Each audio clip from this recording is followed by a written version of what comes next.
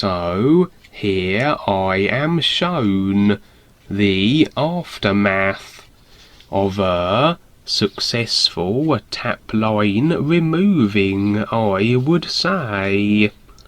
As we can see, what started off as an astral projection has become more enhanced, more a real side and real self-experience. So, with awareness and recognition, these astral projections can provide interesting viewpoints and comparison references, and often may transition from projection to real side. The personal self falls into the background more so, as the real self is more inclined to take over, and the personal self content enough to let this be. The personal self trusts more so the real self's judgment, execution, and decision-making as to where to go next, and so the personal self won't get in the way and cloud the experience through the filters of itself, that if it had, I may not have seen this fortress and the demonstration it provided. I proceeded around the fortress, past the broken agreements. Also, that the broken agreements seemed mechanical suggests the means by which they have been enforced in more recent moments and recent lifetimes. Agreements reinforced and locked more sturdily in place through technological means, through subliminal programming, received through technological sources. Opposite the fortress now was a raised ledge, and an area that extended, beyond which from here I could not see. Something was approaching me across this unseen area that my real self was aware of, and through its all-seeing perceptions I could discern a gigantic lizard-like dragon. So I would wait and watch, and then the huge bright red in coloration head of this dragon appeared over the edge of the ledge. It seemed to want to intimidate me. At least I gather that was its intention, but I was rather intrigued, and reached out my hand to pet its snout instead. The dragon recoiled and roared at me, and at that moment I was considering what a magnificent pet it would make. It backed away. I scrambled up and over the ledge, and would watch it, as it scampered off across the gravel-littered area it had come from. It seemed smaller now, and was diminishing in size as it retreated. I looked around this area, and could see even more broken mechanical remnants, similar to those outside the fortress, and as though they had been flung further therefore. Was the dragon a dark force agent, a shape-shifting reptilian trying to intimidate me? Maybe so, and perhaps standing as I was, and connected with my real awareness and self, it was unable to do anything but attempt intimidation. Real awareness becomes our protection, our ability to deal with situations and oversized dragons. Perhaps the dragon realized my awareness, and retreated consequently. It may have been Joni, perhaps, or any number of more adept shape-shifting individuals, although I surmise it was along the lines of the type of beastie that dwelled in the fortress, the large, oversized, emotional idea compounded agreement monsters, that as we slayed, we did so sever the taplines they represented. This one perhaps a little more stubborn, as it walked through more of the broken mechanical agreements in this gravelled area.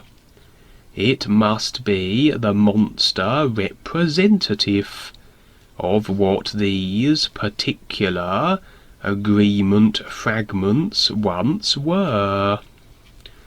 For even as we sever agreements and they lay broken, they can be re-established if we so choose. The monster can rear into life again, as it were. And here comes a monster that is outside the fortress, not an unconscious agreement any more, at least, but an agreement I am aware of, one that I have revealed and destroyed, but perhaps one that the personal self has more trouble releasing, and it comes at me with intimidation tactics, maybe along the lines of the type of agreement the Callum god wishes maintained, and chooses to reinforce with the malevolent head. But despite the method employed, malevolent or benevolent head, it's always my decision, and I have to agree to the idea for it to be a creational restricting tapline. The dragon monster has no power then, and scuttles away, and I did consider making a pet of it, perhaps thinking in my personal mind I could keep this idea that is evidently very hard to slay, keep it on a leash, or in a little box, and that might work. That I'm not agreeing with it, and restricted by it, but it's still there, and I can at least look at it maybe. But perhaps the real self saw this as unwise, all too easy to let the monster off the leash, or out of the box, and so I would simply let the monster dragon go. Perhaps then a final demonstration of yes, we are destroying old taplines that bind and restrict us to creation, but as long as we are in creation, we always will have the personal self. The personal self always wants what it does, and tries to present justification within its reasoning as to why it should have and agree to certain ideas. How eating that bag of sweets won't be a bad thing, as it has been very disciplined with its diet this week, as an example. The personal self is like a nagging child in a sense, always wanting something, and the influence will surely be on hand to encourage these wants more so. We rather have to deal with the personal self, as bothersome as it is, and it's quite the discipline to not give in to it, to stand real and be objective to how it is. And even if we allow the entertaining of ideas, too much focus on creational, emotional ideas, and we can have our awareness too much in the created personal self, and immersed in its wants and desires. From such a position, it's harder to not give in to the personal self and its notions and whimsical considerations, and we then can move to the actualization of cause ideas that then have us the effects of, and cheered and encouraged on by the influence. So it's best not to keep our agreement monsters in boxes or on a leash.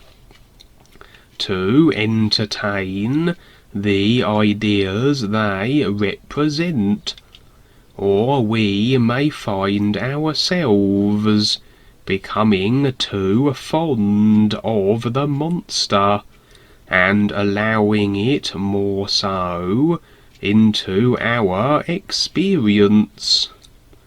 We become then the effects of these personal ideas we have decided on, and although we are conscious of them now, we can see the monster if we find ourselves in future lifetimes consequently, due to the idea monsters we cling to. The agreements to ideas we consciously make now will no longer be apparent in future lifetimes. We have returned into an unconscious lifetime, and the monster we previously had on a leash, then embraced, has now returned to the fortress, and we have no recognition of this agreement, and yet it represents once again a taplining restriction. And so, once again, at some point in the future, we will have to enter the fortress of agreements again, and dispatch the beasties within.